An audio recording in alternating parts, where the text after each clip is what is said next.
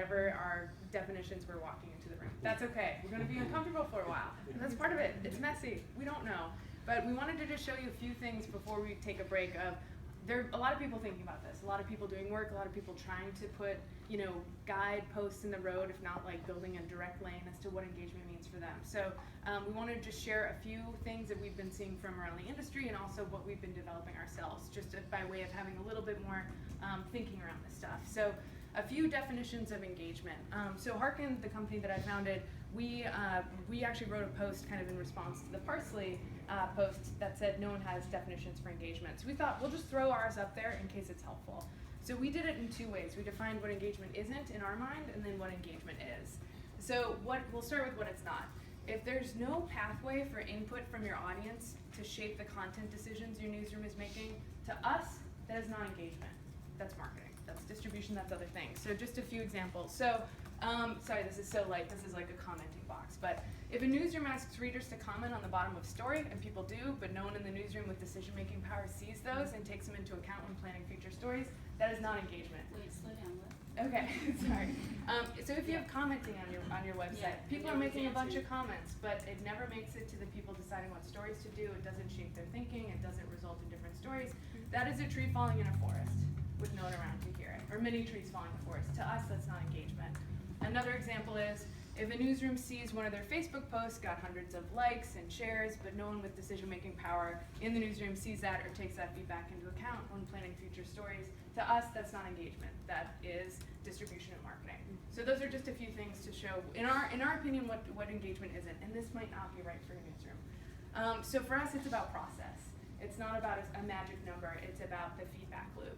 And so when we think about engagement, the societal definition of engagement has to do around love and marriage and will you be mine, proposing. And we see it as actually being very similar. It's got to be a mutual respect and a feedback loop. So for us, our definition is when engagement happens when members of the public are responsive to newsrooms and newsrooms are in turn responsive back. So again, it's a loop. If you will, it is an engagement ring. So again, using that metaphor, and this is supposed to be purple, so it does connect. It does connect.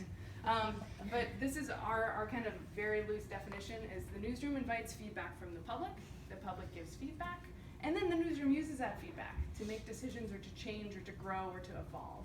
So that's the very simple definition in our mind. Many newsrooms get to here, they don't get to here. They don't close that loop. They don't keep the learning process going.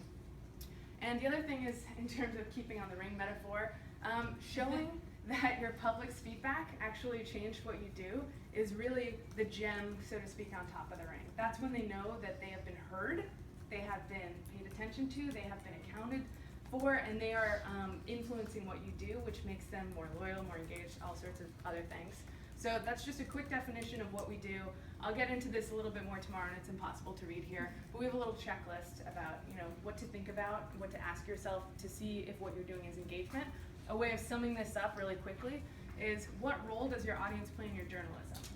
If you don't have an answer to that, we don't believe that what you're doing is quote-unquote engagement in our definition. One other thing, yesterday there was an amazing conference that happened called People Powered Publishing. It was all people who are super geeks about engagement coming together to talk about stuff. There was a great definition I want to share from Capital Public Radio. They're a nonprofit radio station in California. They got together as a group.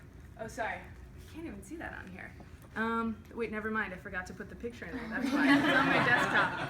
I will tweet it out later. I'll do stick figure. Yeah.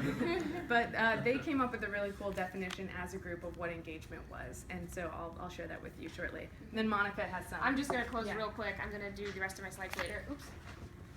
Oh, yeah, this one. So for the journalist who hesitates to think about this, who is uncomfortable with thinking about doing things differently, I've found that the case that really makes a lot of sense to just about every journalist is that engagement is about making sure your work matters. Because if you're not opening a two-way conversation with people at a time when people are having conversations with each other every minute of every day, in digital places, in big places at scale, and you're the journalist that isn't part of that, then how are you ever going to know that what you do matters? And the other thing, and I think Jen already said this with the wedding ring, but the real product of engagement is the relationship. It's less about a one-off project.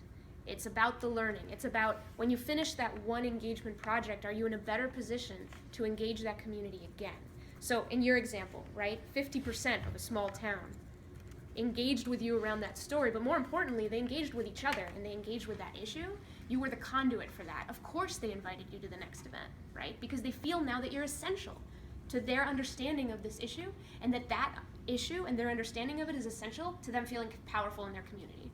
So you've just made yourself part of that. You've established a relationship. So I think we'll just end there. Yeah, is that good? definitely. Just a question for people to think about moving forward. So we talked about some of this at dinner last night.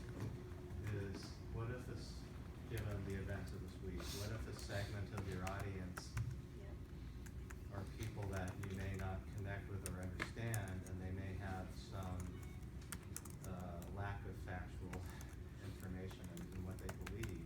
I guess, Elizabeth, was it you who raised that question?